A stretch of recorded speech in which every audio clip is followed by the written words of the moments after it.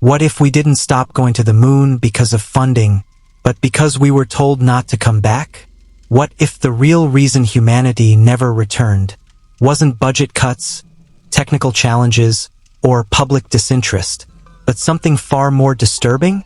Something encountered up there, something powerful, something watching. Tonight, we're peeling back the layers of one of the most whispered space conspiracies in modern history. The real reason we stopped going to the moon, and what NASA isn't saying, may be more terrifying than we imagined. The last time a human set foot on the moon was December 1972, during Apollo 17.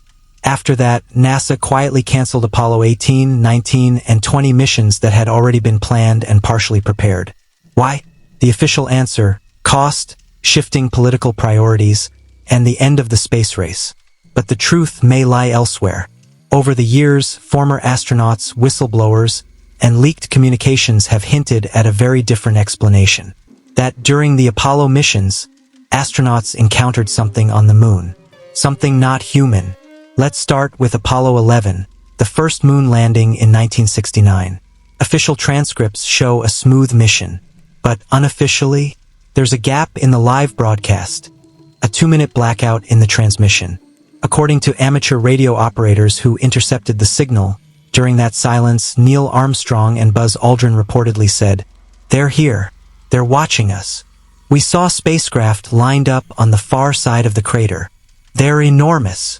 NASA, of course, has never confirmed this, but the alleged quote has circulated for decades, echoed by insiders and even mentioned in obscure interviews with former NASA employees. If true, it means that the moon was already occupied. Other astronauts have hinted at strange experiences. Edgar Mitchell, Apollo 14 astronaut, publicly stated that "we have been visited," and that the government is covering it up. Buzz Aldrin admitted seeing an unidentified object following Apollo 11 during its journey to the moon, only to later walk back the statement in official interviews. Was he silenced? And then there's the question of what they found on the surface. Satellite imagery and leaked photographs from later missions show structures, strange domes, angular shapes, and even shadow patterns that suggest artificial architecture.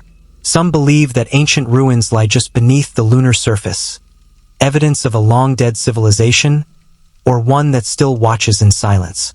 In 1976, a man named William Rutledge claimed to be part of a secret joint USA-Soviet mission, Apollo 20, which supposedly landed on the moon and explored an enormous crashed alien spacecraft near the Delport crater. He released footage online, grainy, eerie, and almost too surreal to be real. Many dismissed it as a hoax. Others still aren't so sure. Why would someone fabricate a story so elaborate, complete with footage, telemetry data, and detailed descriptions of lunar artifacts? And why would it be scrubbed so quickly from major platforms? Then there's the far side of the moon, a region humanity has never physically visited. It remains permanently hidden from Earth, and every mission avoids it. Why? What is there that we're not supposed to see? Conspiracy theorists believe it's a base, an observatory, or a massive underground facility, either built by non-human intelligence or discovered there, and kept secret.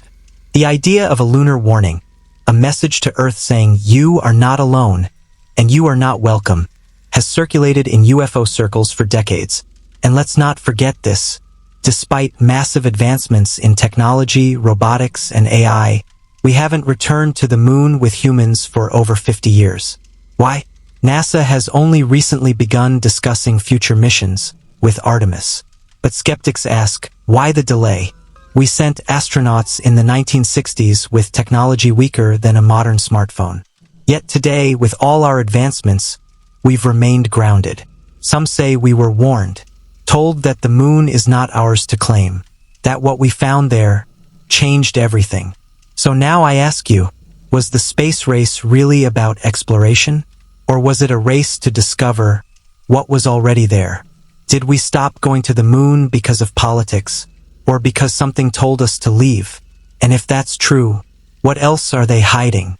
Let us know what you believe in the comments, because the real reason we haven't returned to the moon may not lie in the past. It may be the greatest secret still orbiting just above our heads.